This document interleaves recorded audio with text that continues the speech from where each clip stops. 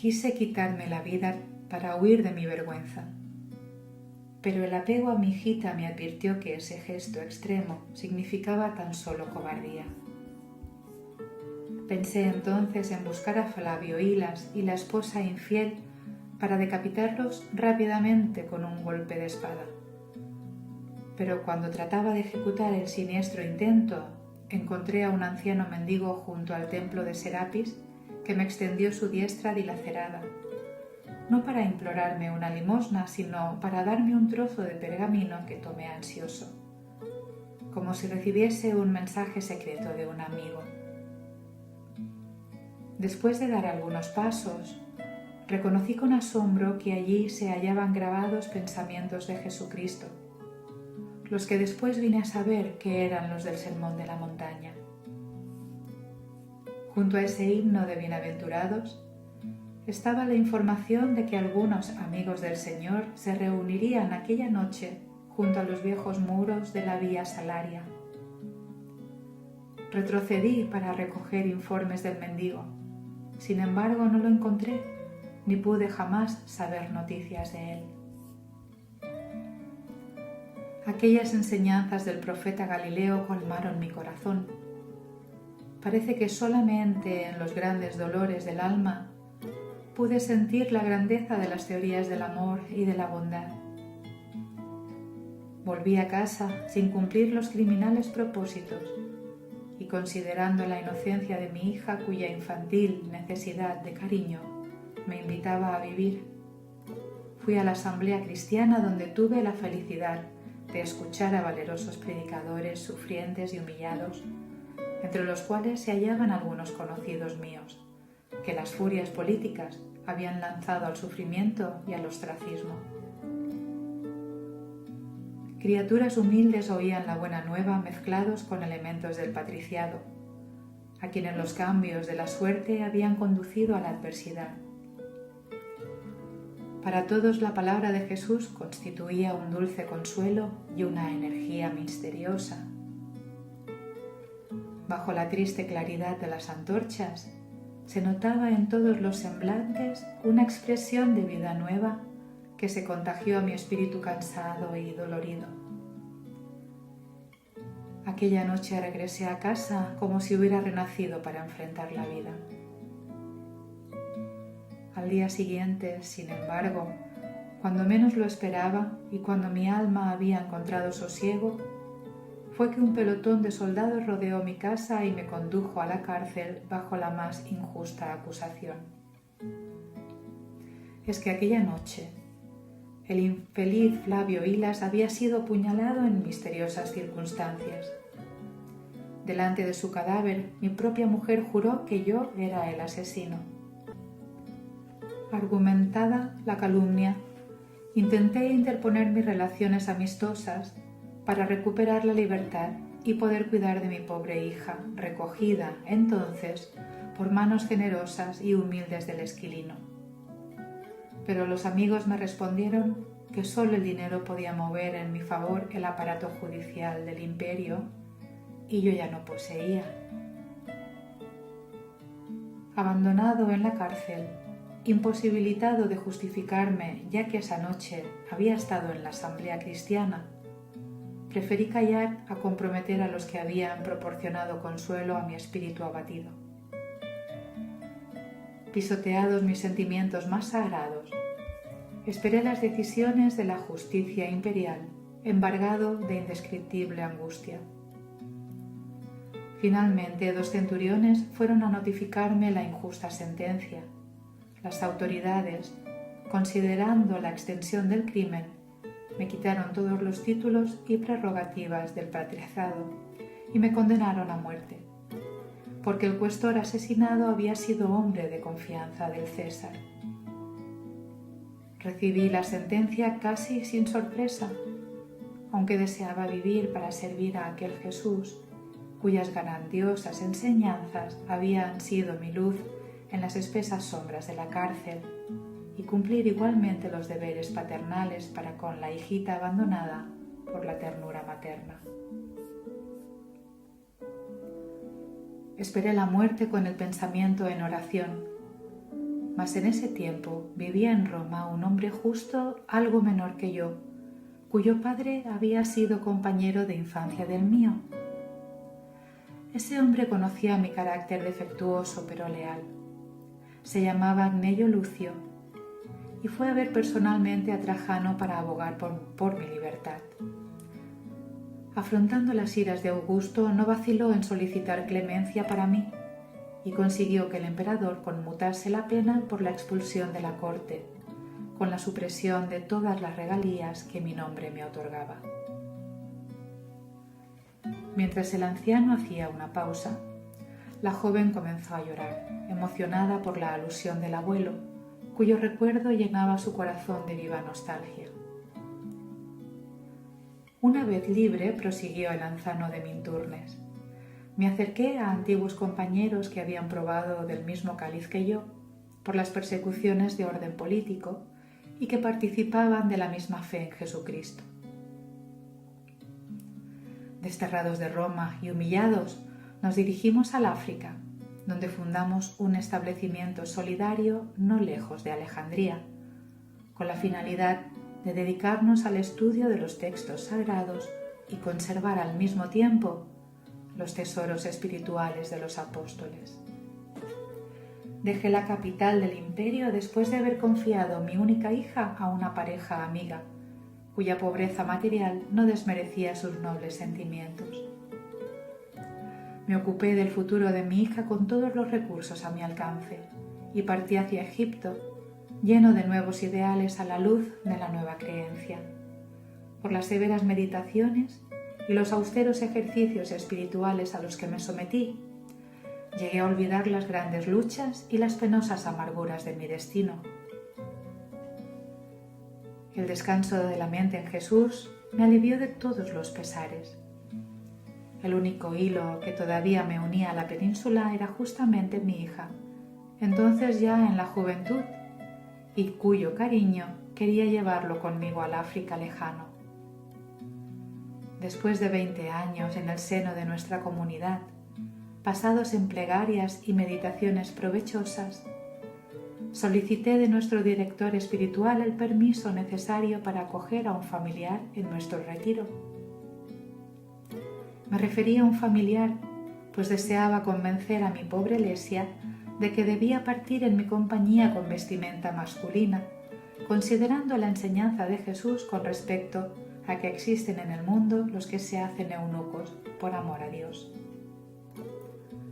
Los estatutos de la comunidad no permiten mujeres por la misma decisión de Aufidio Prisco, allí venerado como jefe bajo el nombre de Epifanio. No era mi propósito menospreciar las leyes de nuestra orden, sino arrebatar a mi hijita del ambiente de seducciones de esta época de decadencia en la que las intenciones más sagradas son devoradas por los lobos de la vanidad y de la ambición que ululaban en el camino. Deseaba conservarla junto a mí en el más santo de los anonimatos hasta que consiguiese modificar las disposiciones de Epifanio acerca de los reglamentos de nuestra orden por las circunstancias especiales de mi vida. Obtuve el permiso necesario para venir a la península. Llegué aquí hace casi 2 años y experimenté la angustia de encontrar a mi Lesia en los últimos instantes de vida. Describirte mi sufrimiento por la separación de mi querida hija después de tantos años de ausencia y de haber acariciado tan grandes esperanzas es tarea superior a mis fuerzas. Acompañé sus restos hasta el sepulcro, a donde ordené transportar poco después los de los 2 afectuosos amigos que le habían servido de padres, también víctimas de la peste que hace tiempo flageló a toda la población de Minturnes. Ay de mí, que no merecí sino angustias y tormentos en las sendas ásperas de la existencia por los crímenes innombrables de mi juventud. Me queda, sin embargo, la esperanza del amor del Cordero de Dios, cuya misericordia vino a este mundo a arrebatarnos de la humillación y del pecado. Cercano al túmulo, le ruego al Señor que no me desampare. Más allá del sepulcro, siento que resplandece la luz de sus enseñanzas en un reino de paz, misericordia y compasión. Seguramente allá me esperan mi hija idolatrada y los amigos inolvidables. Presiento que la tierra floreciente de Campania guardará dentro de poco mi abatido cuerpo.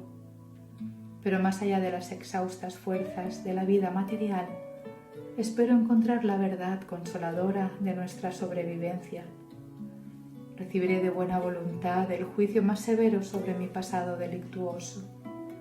Y renunciando a todos los sentimientos personales, he de aceptar plenamente los designios de Jesús, porque su justicia es ecuánime y misericordiosa.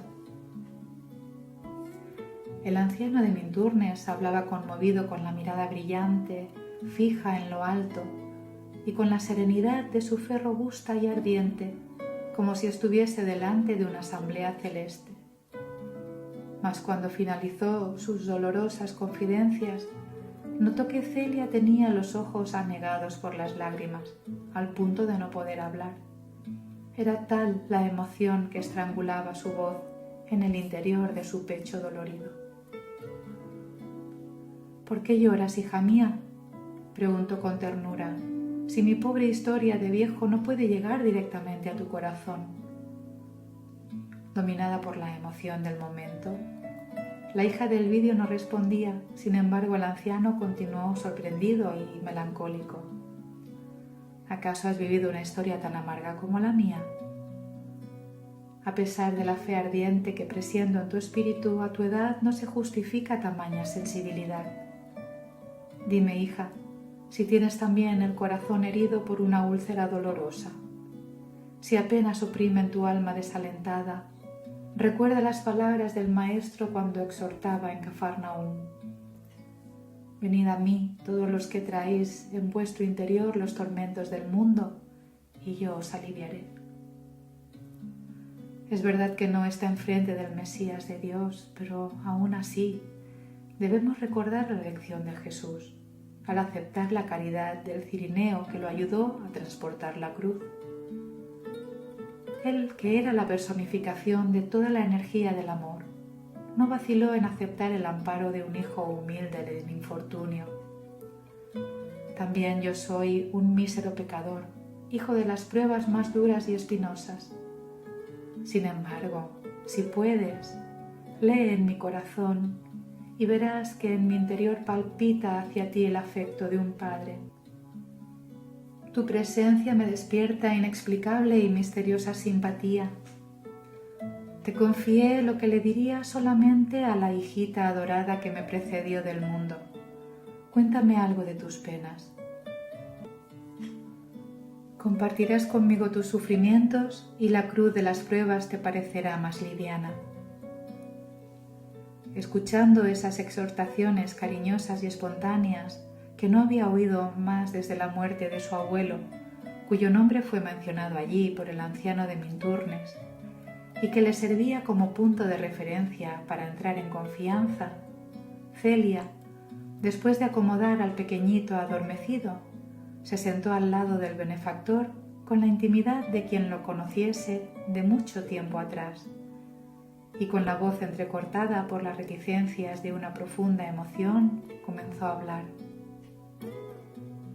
Si me habéis llamado hija, permitidme que bese vuestras generosas manos y os llame padre, en virtud de las afinidades más puras del corazón.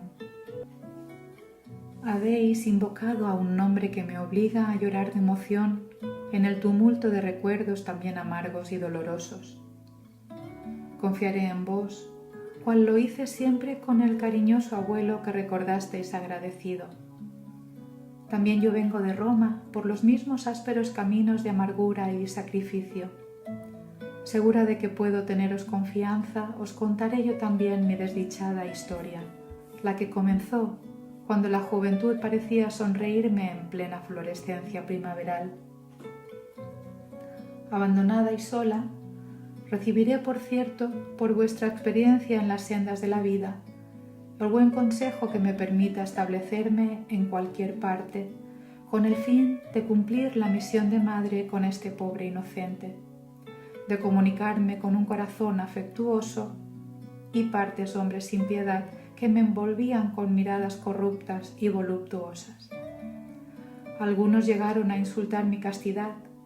Sin embargo, rogué insistentemente a Jesús que me brindara la oportunidad de encontrar un espíritu caritativo y cristiano para que me fortaleciese.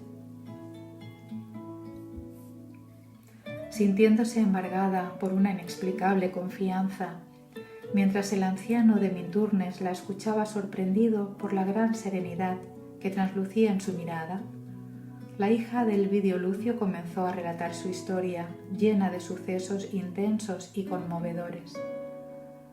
Le confesó ser nieta del magnánimo Cneio, lo que le emocionó profundamente a su interlocutor, y le narró todos los episodios de su vida, desde las primeras contrariedades de niña y de joven en Palestina hasta la visión de su abuelo en la noche anterior, cuando se vio forzada a pernoctar en la gruta de Tiberio, con lo que terminó su largo relato.